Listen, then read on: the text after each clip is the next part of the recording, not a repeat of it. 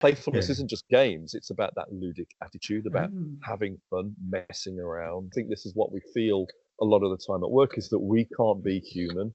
And because we can't play, animals play. I mean, I read recently, even fish play. Yeah, so why deny that from humans?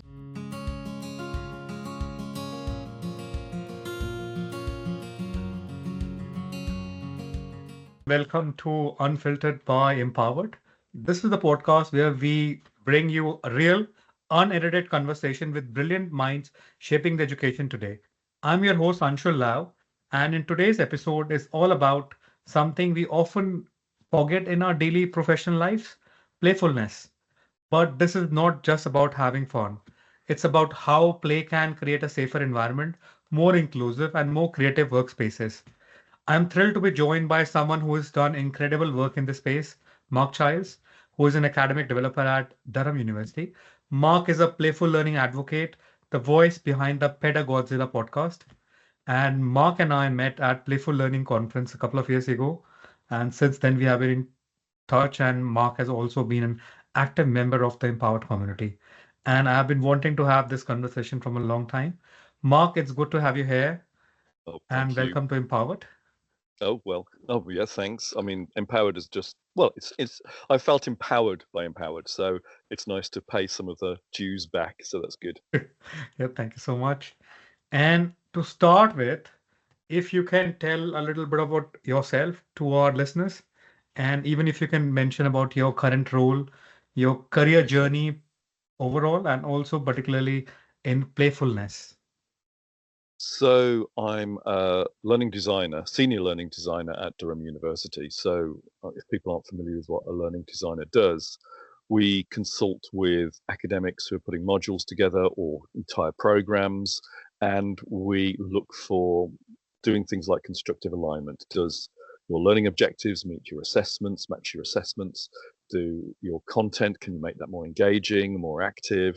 And also, we take people back sometimes, particularly when now we're talking about AI. It's like, well, are these skills that your students still actually need to have? So it's weaning them off things like memorizing big chunks of content for tests, because what's the point? Because you don't need to memorize things in the real world, not so much. You need to have basic recall of basic things, but that's about it.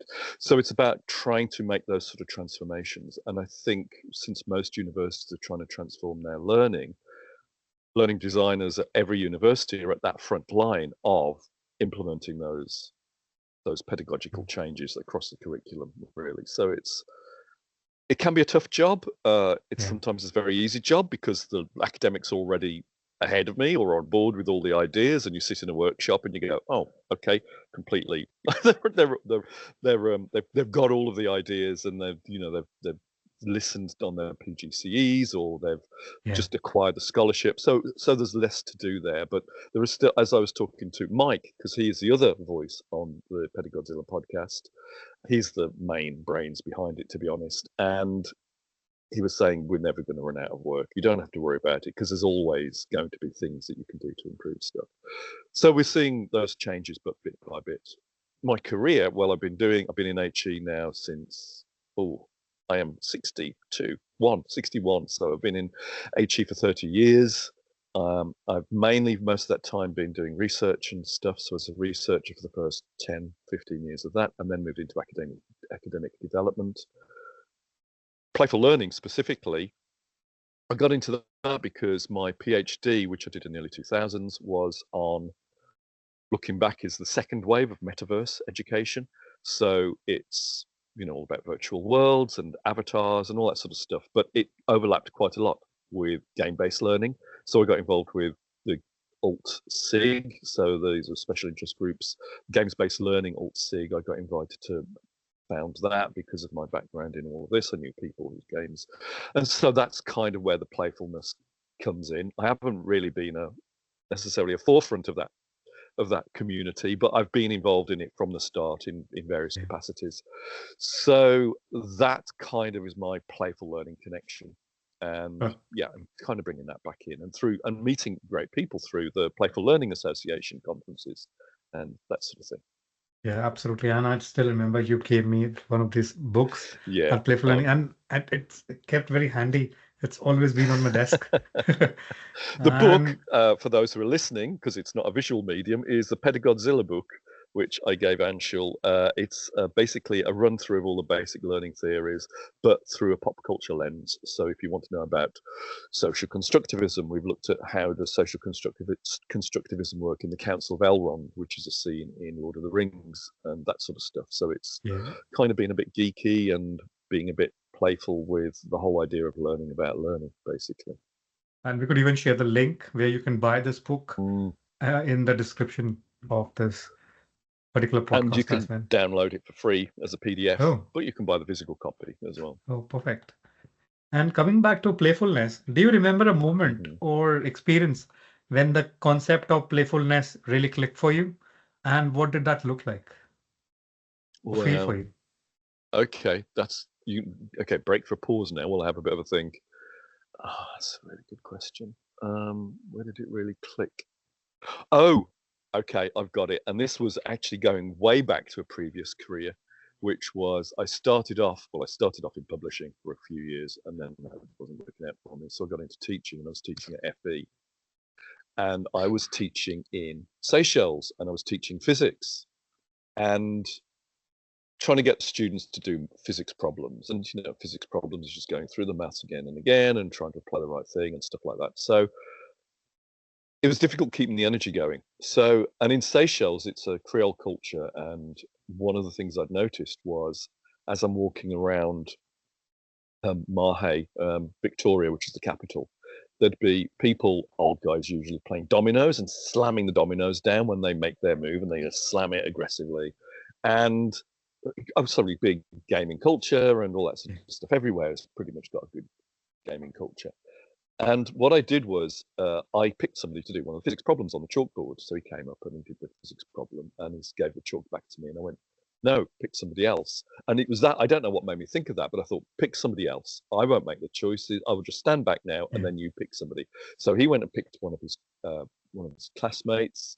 And so he or she came up and they did one. And then people started jeering at them because they couldn't do it and they were giving it. And so and then when he finished and finally got to the end, and people were helping him out, his mates were helping him out, and his enemies, not enemies, but the ones who weren't his mates were giving him a hard time.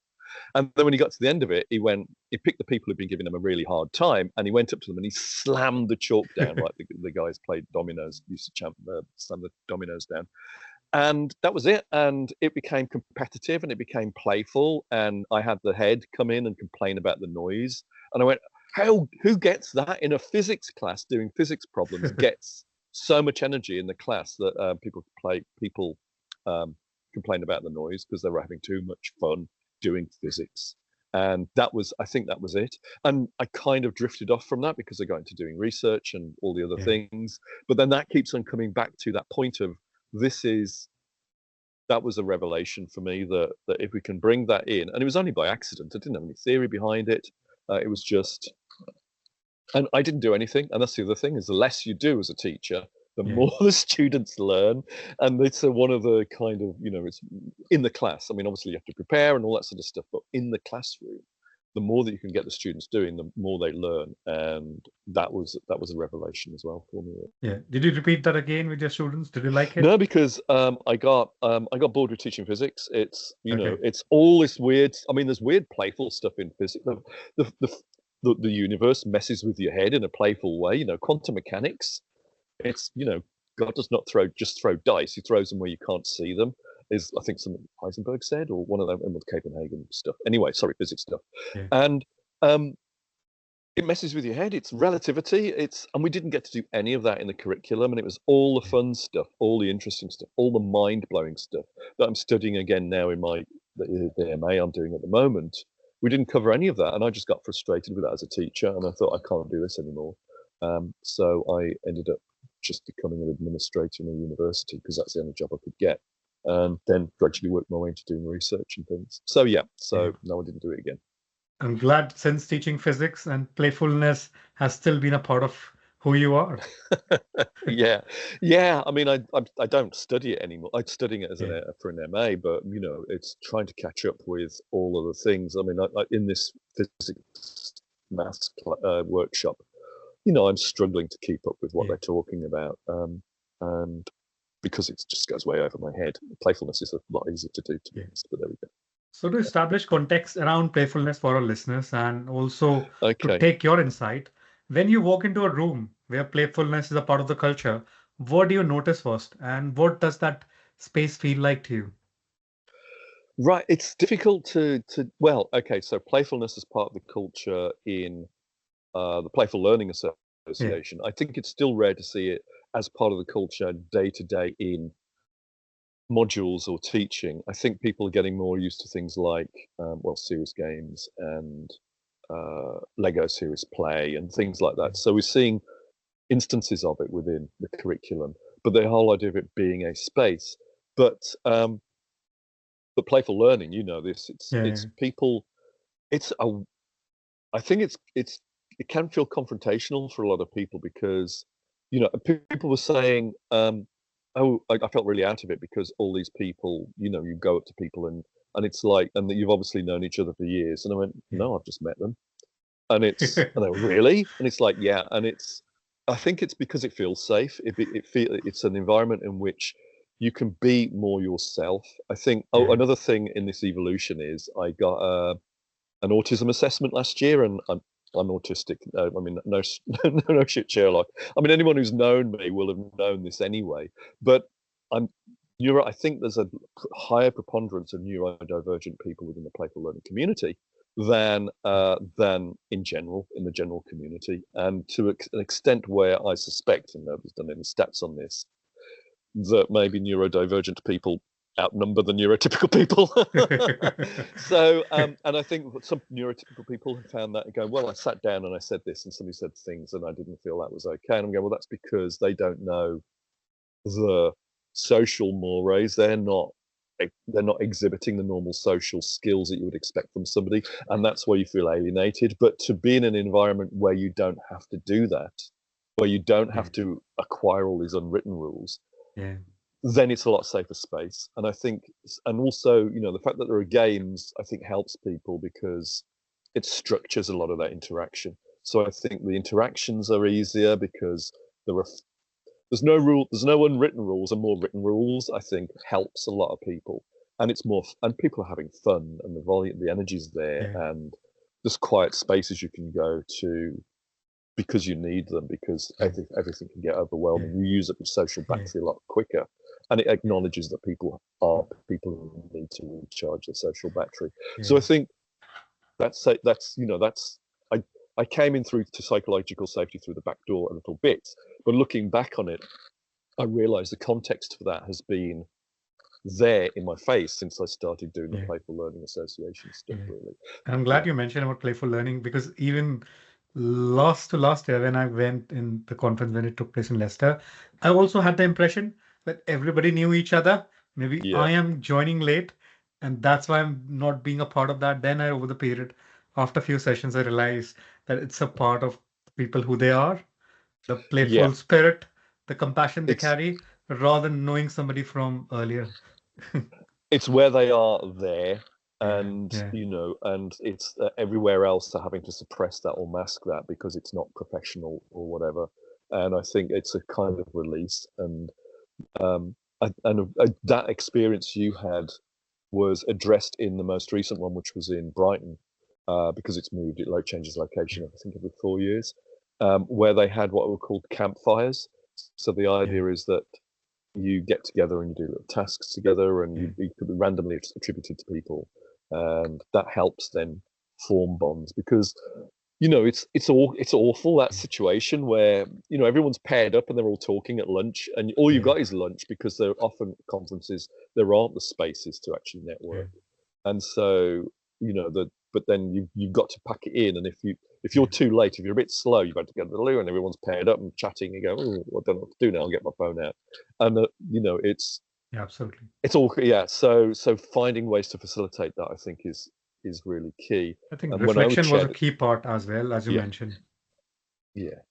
So yeah, and people should make more chat more. I think, yeah, and making more effort to go out and talk to the newbies. So I think is also important in conferences. And some people have come across even a general academic life or when you're working, they still associate playfulness or play with silliness or wasting time.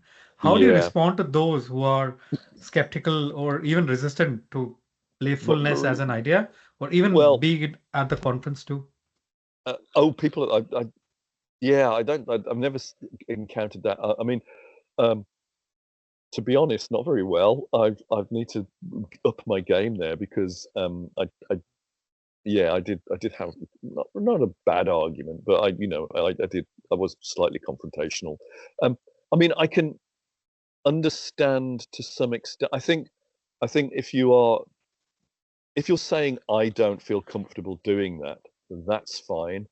Yeah, Nick Whitten, who is the leader of Playful Learning, um, talks about play literacy, and if you haven't grown up playing, or if you feel uncomfortable doing it, if I mean, for a lot of people, that professional veneer is a sort of persona that they hide behind, and that makes them feel comfortable rather than uncomfortable. yeah, And so all of those things are valid. What what what isn't valid is somebody saying this is not appropriate for a higher education because the evidence is not there. The evidence is there that actually, well, the evidence is marginal, but it's being built on. I'm doing a research project now that the PI is Nick Whitten, and we're looking at the evidence for playfulness being a more effective way, and there's indications that it improves creativity, improves motivation, it improves. Hang on, let me look at my list. Oh, fear of failure. It doesn't improve fear of failure. It removes fear of failure, or it yeah, lessens fear of failure, and also helps with the sense of belonging. And if you feel like you yeah, belong more, then collaborations are more effective, and all those sorts of things. So the theory is that from a social constructivist point of view, that playfulness will support all of those sorts of activities. And all you need is some more numerical stuff to say, and actually these are the attainments and these are the retention rates and things that when you are more playful. So if you're saying from a personal perspective, I don't like it, fine. But if you're saying from a personal perspective, this does not work, and pretending that's an objective perspective, then you I'm not going to repeat what I said to this guy, but it's not an yeah. appropriate response for an academic to actually come in like that without the evidence to back them up, really. And even I just point that out that there's no evidence for that position. Yeah. And even to create a playful, like safe environment for playful learning, to what extent do you think playfulness intersect with psychological safety?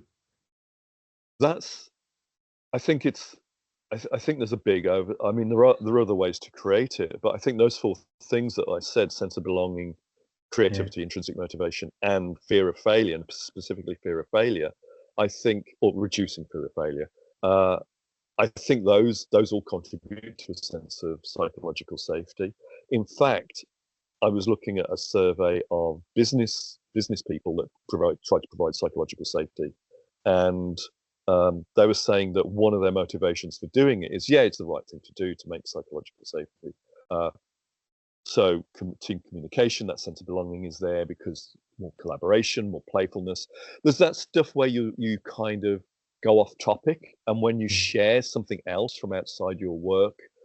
So, for instance, the first meeting I was having on this project, I was talking to one of the co-Is about um, Mass Effect and video games and all those sorts of things. And it's going, that's off topic. And I'm going, yeah, but I want to explore this because the more you know about me, the safer I feel, the more comfortable I feel talking in this environment because we've got something in common and there's something we can talk about.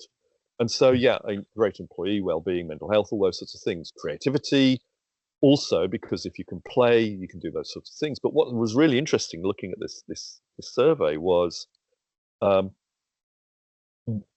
25% of the businesses asked, they said that they felt that removing fear of failure reduced the tendency to fail. And I think that's, I mean, what do you do with EmpowerED, Yeah. Empowered? I mean, the autism, I have quite a slower cognitive processing, which means that I might do things like turn a camera off and then without realizing that it's gone off, turn it back on again. And so I'm sitting there in one of your seminars eating my lunch, and then I don't notice the chat thing coming up. And then I have to be booted out the meeting because everybody's watching me eat this sandwich. And I'm going, afterwards, I'm going, oh, no. But you were fine with it. It was like, this Yeah. doesn't matter, you know, and the person that Yeah. was hosting it, tech person hosting it was saying, of course it doesn't matter. I was just hungry, that's all. And then, you know, Yeah. you're helping with Teams because I hadn't noticed the pop-up thing that was suddenly in Teams where you get a link to PowerPoint rather, and you can click on the PowerPoint link, and Yeah. it showed me how to do that. Now, I'd never noticed that because I'm not observant. Because I'm busy doing Teams, I don't notice there's a new icon at the banner at the top. So you take Yeah. me through that, and I think creating that, and then hopefully the most recent webinar I did with you, there were no tech problems Yeah. because I'm not worried about messing up, and so therefore I'm less likely to mess up. And I think that's another reason why playfulness about, Yeah. you know, oh, it's all, and that was the response was, ha ha ha, you're eating your sandwich. It looked really tasty. I was hungry. That, you know, playfulness Yeah. isn't just games. It's about that ludic attitude, about And having fun, messing around. And I think even if that you're an makes you environment, more human, I feel, that you yeah, can well, be that's it. I think yourself. that's what it is. Yeah. And I Yeah. think it's a core part of being human. And I think this is what we feel a lot of the time at work is that we can't be human. And because we can't play, and plays, you know, I mean, Yeah. most animals play, you know, I mean, I read recently even fish play, which blew my mind as well. But I mean, you know, knowing rats, you can see rats playing and all that sort of stuff.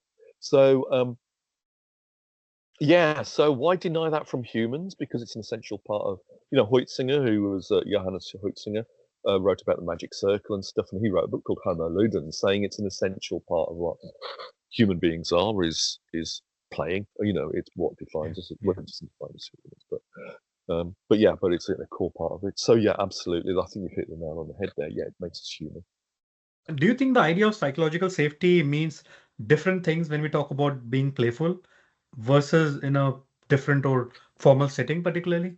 That some people aren't familiar with play or comfortable with it, Yeah. and you know, if they're saying it's silly, then that's okay. Not that that's not okay, but if they're saying they're not comfortable with being silly, they don't feel exposed by doing it. Sorry, I'm a bit joined by my cat.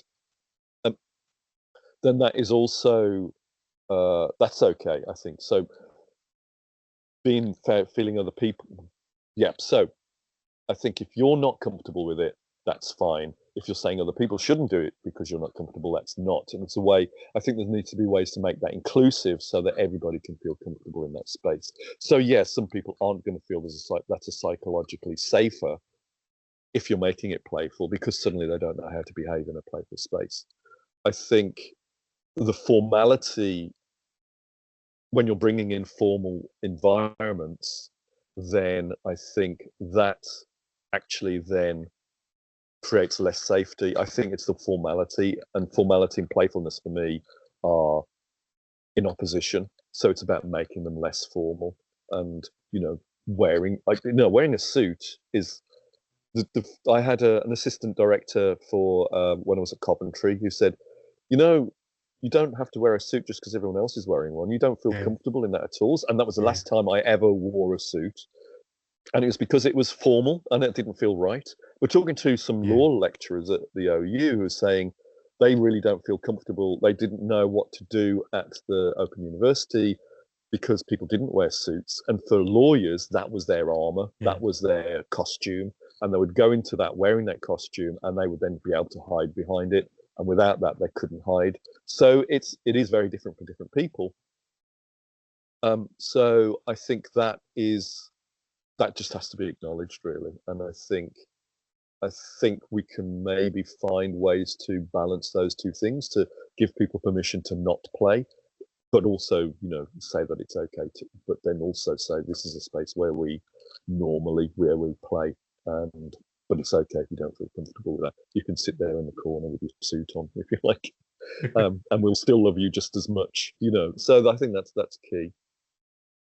And working in higher education for such a long time now, do you think playfulness is often underestimated in professional learning environment, like particularly higher education, where we work? Oh yeah, I think this is one of the, you know, I mean, Nick Whitten, Alex Mosley, Paul Hollins, people like that who've been at the forefront of trying to get play more and more. They've been they've gradually worn people down, But even then, I mean, there was a Lego chair at Cambridge, which is just funny in itself. But it was like a Lego chair of play, but it was playfulness in childhood. And I'm going, well, you've missed the point. We know about playfulness in childhood. That's not an issue. It's playfulness in adulthood. Where's the chair for that? And I think that's part of the problem is there are still, like the people I've had arguments with recently who see playfulness as childish, and it's like, no, adults play and adults should be playing.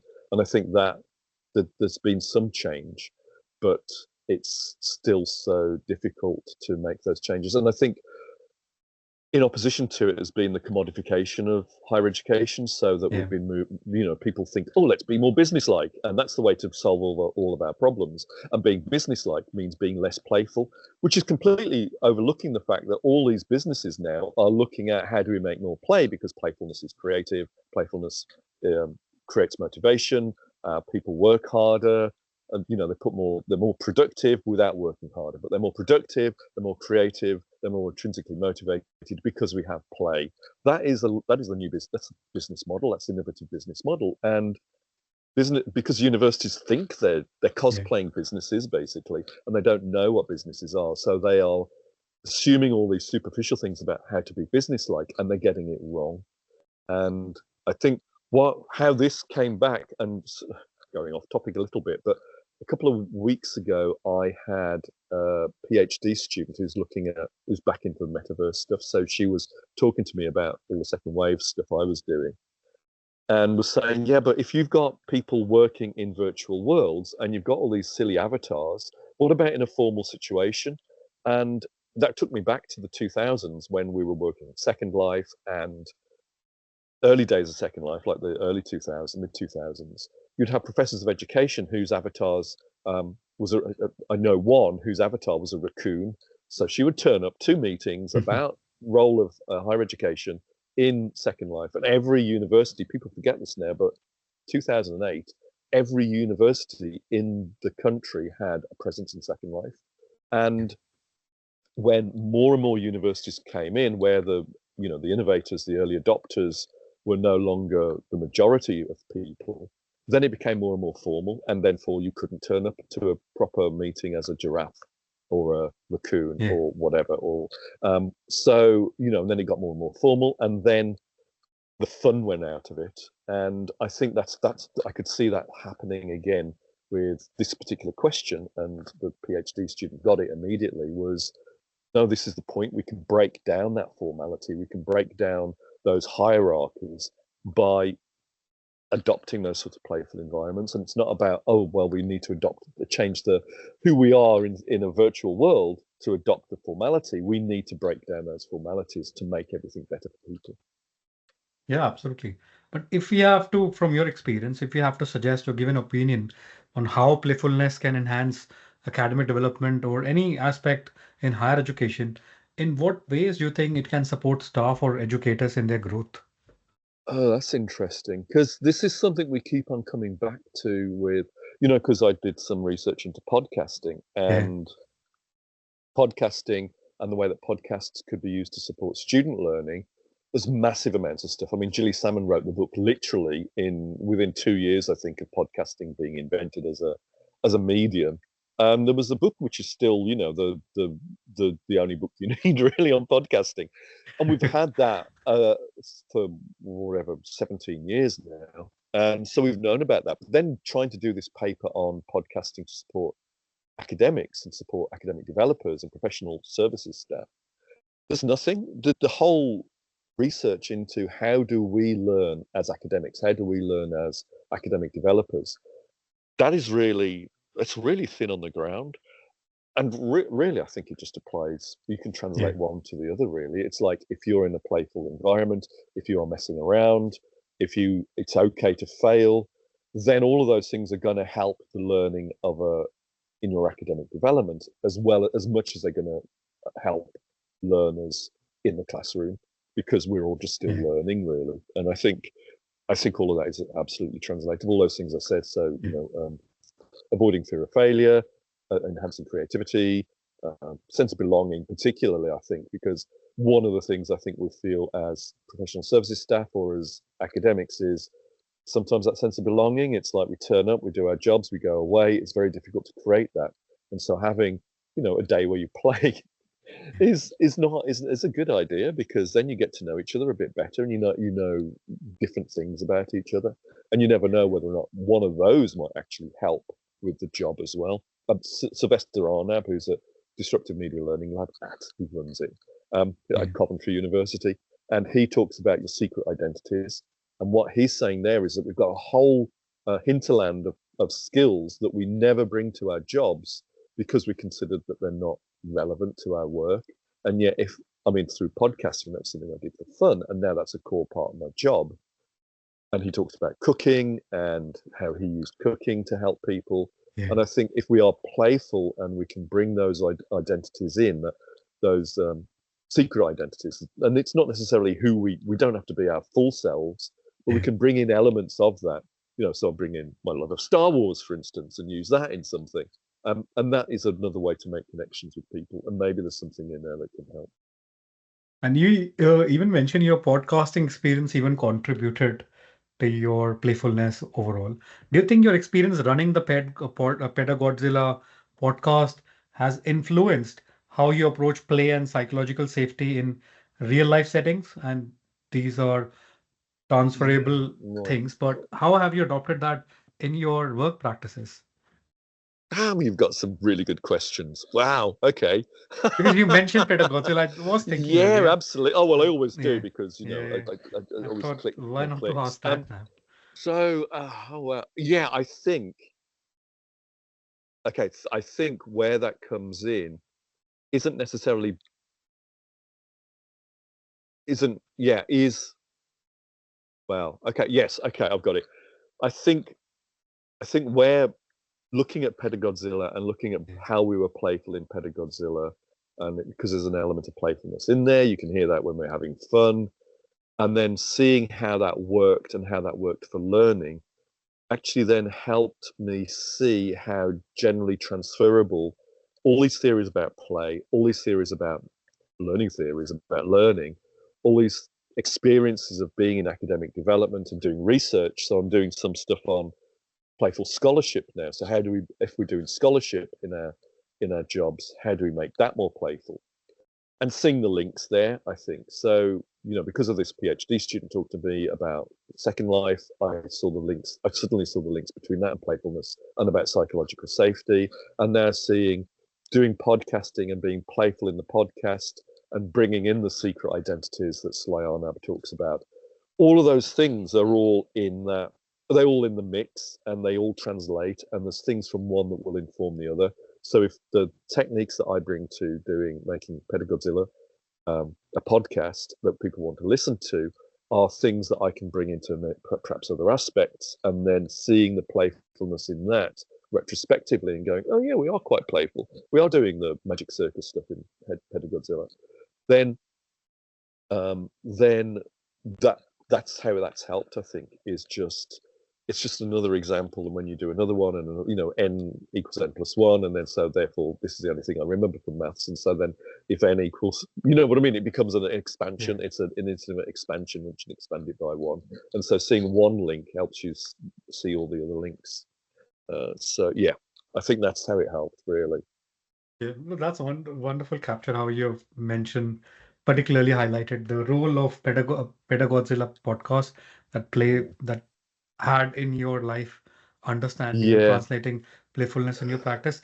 You might even come across some academic staff or some colleagues participating in your podcast and even in your general work practices who would highlight that academia needs to value seriousness and structure. How do you personally navigate that tension between play and professionalism? Because sometimes it can be overwhelming, it can cross the line of not yeah. coming across professional. How do you address that in your Mm. role, or if you even have a This, suggestion on that? yeah, it's difficult for me because of the autism. I don't appear Okay. Yeah. professionalism, Yeah. and talking to people, it's like I just talking to a friend that I was at a university with 15 years ago, more than that, 20 years ago. And his impressions of me then, I'm going, because he was saying, oh, so how does autism work? And he went, yeah, I thought there was, I find that professionalism, you get pushback about attitude, and it's like, no, I'm trying to be really as helpful as possible. I just haven't got the unwritten rules here. So I think, just being generally dyspraxic and knocking things over, or, spilling food down myself, or whatever, all those different things that you've seen me do over the years. And it's not a consciously, let's be playful, let's be unprofessional. It's like, I find that level of professionalism impossible to attain. So, so I think to some extent, it's a barrier I've already unintentionally, unavoidably broken. I think as a guidance, I mean, I would always try and be I wouldn't try and take the lack of professionalism too far. It's like, well, particularly about, I think there are some values, I think, that are important to maintain. And so they are things like not being offensive, about supporting diversity, about, I mean, I'm a bit sweary. So when I realized this was called Unfiltered, I thought, oh dear. So, but some people find that offensive. So, I try not to do that. And, and I don't Just be yourself in these podcasts. I know I got We people will. like that. We can include beep always. Yeah, beep. Yeah, I actually, I have the sound card so I can press the beeps. And so I try not to do that. Or I like clothing, I don't turn up in band t-shirts, band BAND t-shirts. I try and some level of decorum there. And I think so. I'd always try to stay on the right line of that. And if I have crossed over, it's completely unintentional because of the neurodivergence, rather than, oh, let's be playful. And this is why I think Playful Learning Association is so good, because it's the line is a lot further than most of the places. So and there was another part of that question as well, which was, can you remember what it was? How do you personally navigate that tension between play and professionalism? I think that's yeah. I mean, how do you? Because I mean, you're quite playful in a lot of ways as well. I think I still struggle to make a difference between whether playfulness is an attitude or it's an emotion, or particularly I feel that it's the way I am, like you said, be yourself. So playfulness, if incorporated with a structured approach, very mindfully adopting that approach, so it tends to be professional as well, as long as boundaries are defined, and not rules particularly, as long as people are made aware. Like you mentioned, playful learning, there are some safe zones. If you feel overwhelmed, you can go there and balance up yourself. So similarly, if I feel that if there is a playful environment I'm creating, I make sure that there are safe spaces as well where people can balance that up. And there is a measured approach to professionalism as well. So it's not crossed in that way that people feel overwhelmed. And that's reminded me of the half of the question, of the answer that I was going to give. The other half of that is by being as good as possible with the actual job. So if you're playful and you just screw it up and it's not very good, then that's you cross the line there. So I don't want to keep on plugging the book, but it's a good example of this. Was we've had feedback from professors of education that this is the first textbook they've read on learning theories that got it right all the way through.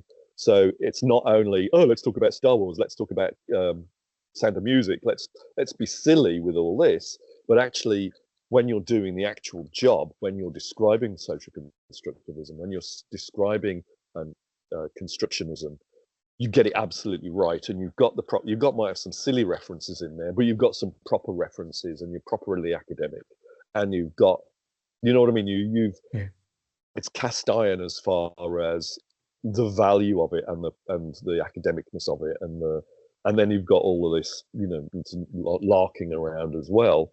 But the larking around is legitimized by the fact you are actually doing your job properly. I think that's key.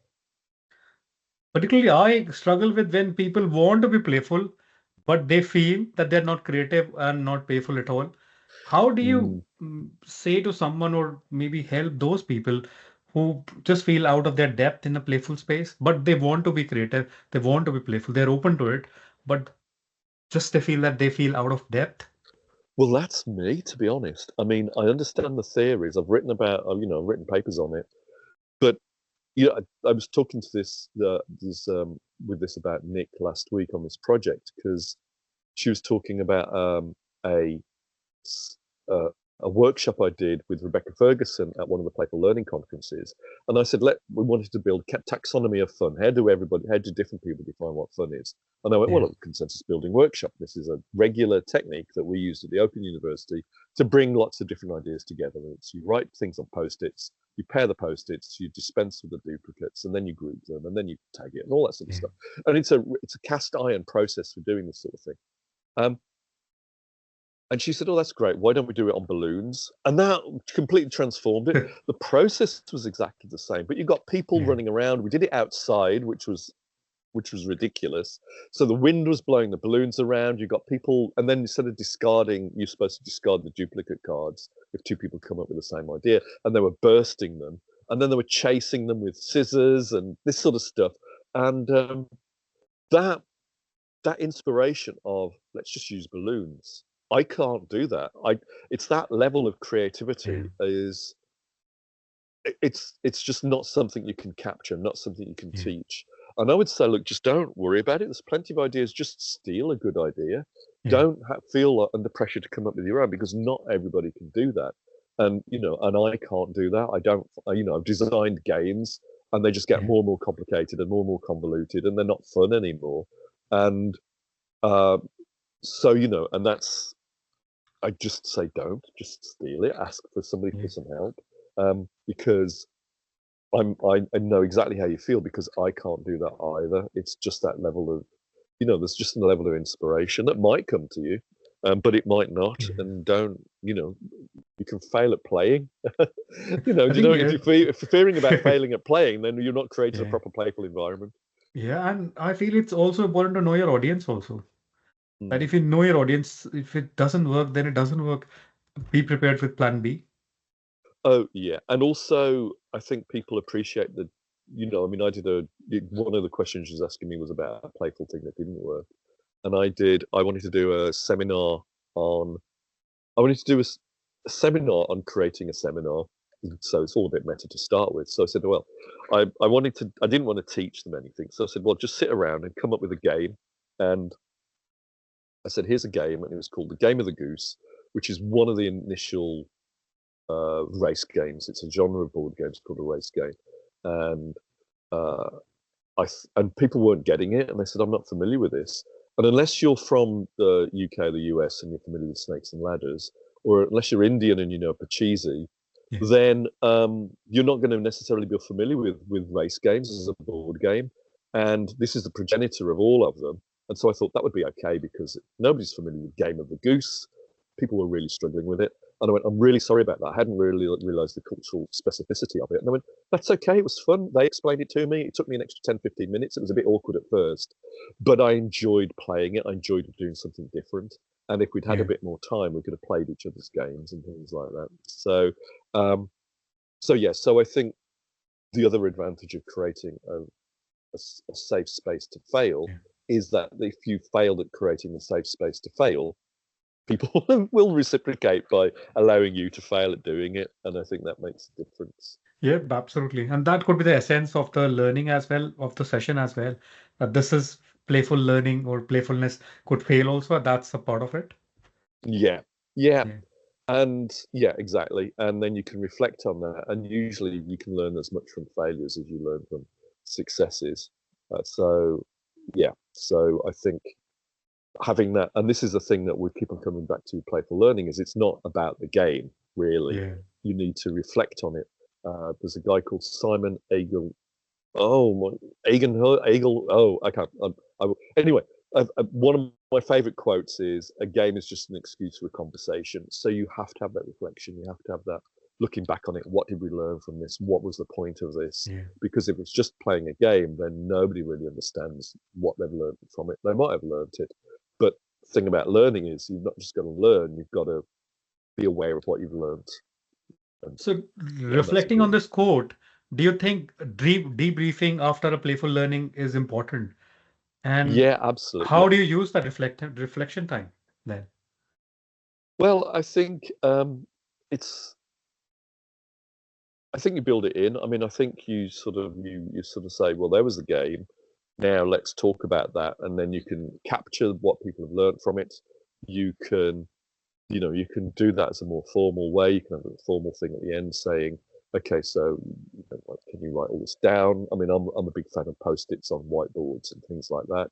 But you're doing it online. You can use Padlet, but some way to capture it all and then synthesize it to present it back so that it's about cognitive load. There's a brilliant paper Yeah. which I might track down for you, which is on how awareness of learning and learning are two different things. And because active learning, and this is just active learning in general, not just playful learning, because active learning uses all of your cognitive levels while you're doing it, because it's more active, because you're having to think more, because that means you're learning more. But then the bit of the brain that reflects on that says, oh, this is what I'm learning, which is usually active when you're just listening because you're not doing anything else with your brain. Um, that's that you can't have both going at once. So that's why capturing it is really important, and doing that afterwards and saying, well, let's do a reflection phase. And so yeah, so I think building it into that session at some point so that people can reflect on it and go away comfortable, because I think there's still a Yeah. security that comes with having a big file full of. I don't do that anymore because it's all on iPads and things. But a big chunk of lecture notes, it's like, oh, I've learned something there because I got a big chunk of lecture notes. But providing something like that for people simply helps. When you're designing a playful learning experience, so what do you prioritize first? I know you mentioned fun, but is it fun, safety? Is it purpose or is it surprise? Oh, that's a good one, because when we're doing a taxonomy of fun, surprise came out as one of the key things for fun. It's learning objectives. It's always going to be learning objectives. Yeah. One of the things, if it's a game-based thing, I mean, one Yeah. of the things that I did when I was looking at games-based learning is there are some elements of a curriculum not intrinsically ludic that intrinsically have, a property to them. Like the reason why the physics class worked so well as a game was because, it's like a puzzle. Physics problems are just puzzles. They're puzzles that you can challenge each other with. It's like, you know, Only Connect, or any of the, or one of the game shows or whatever. It's like that's an intrinsic. There's a pass and there's a fail. There's a score. There's all those sorts of things. And I know that's basic gamification, but the puzzle and trying to work it out is just like an escape. I mean, physics problems are like Yeah. escape rooms. A lot of escape rooms are based on physics problems. So you've got that mechanic, that games mechanic, as an intrinsic part of the curriculum. So if I was saying transform your curriculum in a way, that would be where I would start, was look for the things that are actually already got games mechanics in them and Yeah. use those and find a way of playing, of doing those. I think playfulness in general is, I went to a workshop last week and it was more playful simply because the person who's convening the seminar put music on at the start, and then it's like, oh, this is nice music. What's this? And they went, oh, this is getting a bit sleazy now, and whatever. And it's like, yeah, it's supposed to be garden ambient, and now it's like, it's like a CD jazz club. But so you've got all these sorts of things. So it's bringing in those other things that are fun. You can have posters on the wall. It's anything that signifies that Yeah. this is a bit sillier or a bit more ridiculous, and those sorts of things. So I think there's the formal thing about games, and there's definitely mechanisms for doing that. But then from the playfulness point of view, then it's just that would be the safe space and doing all those things. But Yeah. it's still learning, and it's still your Yeah. learning objectives are basically what it's all about.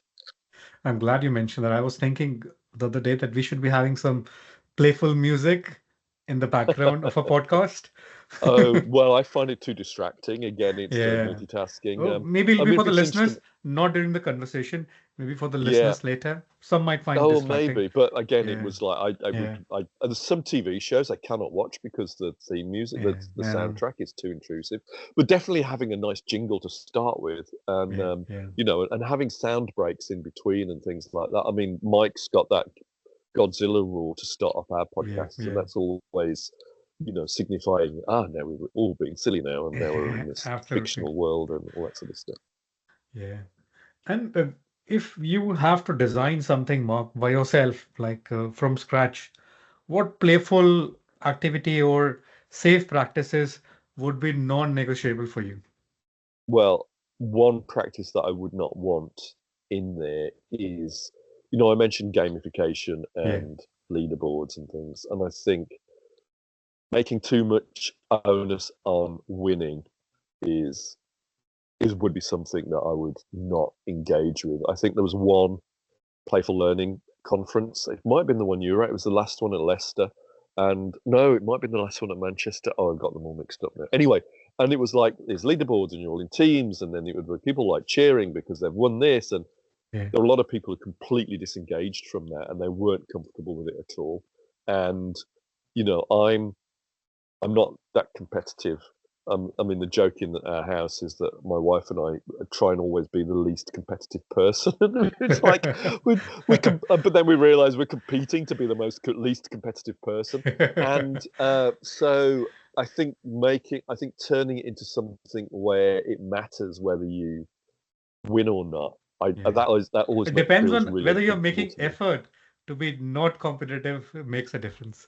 Yeah, I know, I'm making a big deal of it and go, oh, well, you're really competitive, aren't you? I'm not. Look at that. I didn't bother Yeah. about that. And it's like, oh, and I did. You caught me out, And, we're both doing MAs at the same time. And it's like we've started sharing what grades we got. And I go, well, I'm not bothered about my grade. Well, I'm not bothered about my grade. What did you get? What did you get? And so, yeah, I think that's the non-negotiable thing. I mean, anything else is fair game. I mean, I like card games. I'm working on a couple of projects now which are about creating tarot cards, which is really interesting. Um, and so that's playing with those and just having fun. That bothers me when people start taking that seriously. It's like, tell me the future, and go, it's just messing around. But I think so. I think that sort of stuff, cards and board games and things like that. When it starts getting too expensive, like let's get a Yeah. video game Yeah. designer, and go, no, you've gone too far. But I think all of those things are negotiable. But the Yeah. non-negotiable thing for me is when if it matters. Yeah. There's games I play with the kids, and I think I did get competitive enough because I'd never won this particular game. It's Firefly, which I don't know if you know, but it's the biggest, one of the biggest board games ever. It takes up like half the living lounge, and the kid she just kept on beating me constantly, and it's like, finally I've won one. But I don't care, because it's the family, and it's like, and if the kids are enjoying it, that then that's the important thing, and that's the kind of atmosphere I want within the classroom. And if there's Yeah. one person that really has to win it, it's going, oh, I've done this wrong because suddenly they've decided they won it. It matters. Yeah, Yeah, that's it shouldn't amazing. matter. Is there anything that you wish people knew about playful learning or even psychological safety that does not get talked enough, do you think? Oh, that it matters. I think that professionalism is a dirty word, really. It's used to alienate and berate people in a way that is unfair. It's like some people aren't professional because they don't get it, because it hasn't been Yeah. their Yeah. needs haven't been explained, or people aren't being professional because you've created a whole bunch of rules about what is important within the workplace, which are made up, which are completely arbitrary. Wearing a suit was a completely arbitrary thing. Until Yeah. COVID, wearing high heels was considered to be the norm in a lot of businesses, and then people Yeah. come back after COVID and go, "I'm not doing that anymore." And it's like, oh yeah, why did we do that for 50 Yeah. years? Or Yeah. you know, Absolutely. ironing. I mean, that's another thing that went out with COVID was the iron. When was the last time those sorts of things are? and you realise that they are just completely manufactured rules that don't actually, Yeah, well, that that's on so the one true. hand, don't improve how things work, but on the other hand, probably make things more difficult. They make things more ineffective. And I think that would be the key thing: is playfulness is unprofessional, but that's a good thing. And work safety, demanding professionalism undermines workplace psychological safety in the workplace. Yeah, values, yeah, equity, yeah, recognizing, not offending people, Yeah. recognizing and supporting each other, all of those things. But that isn't professionalism. That's being human, and and we preserve that, but we get rid of the p word really.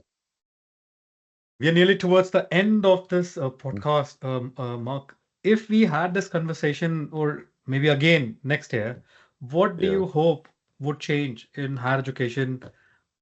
Thinks about this topic overall. Do you think anything More would change?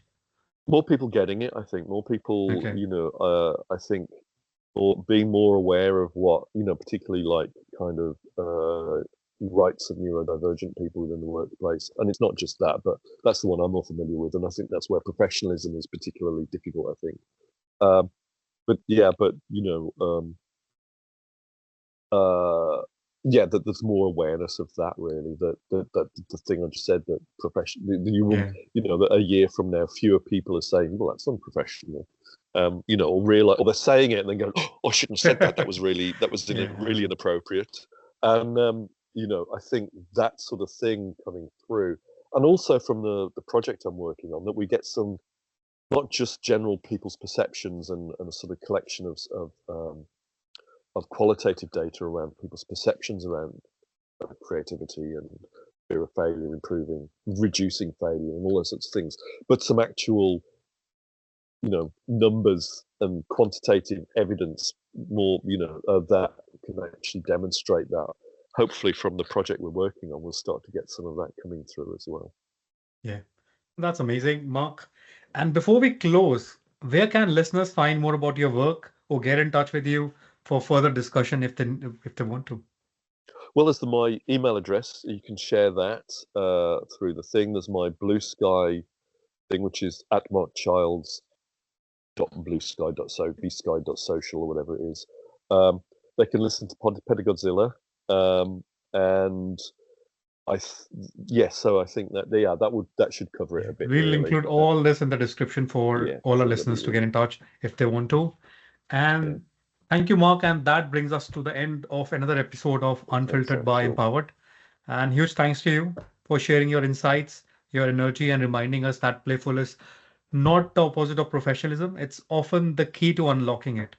If today's Yeah, conversation made you smile, think, or rethink how your team works together, we would love for you to share it. Make sure to subscribe to our YouTube channel and follow us whenever you get your podcast. Until next time, stay curious, stay kind, and yes, stay playful. Thank you so much.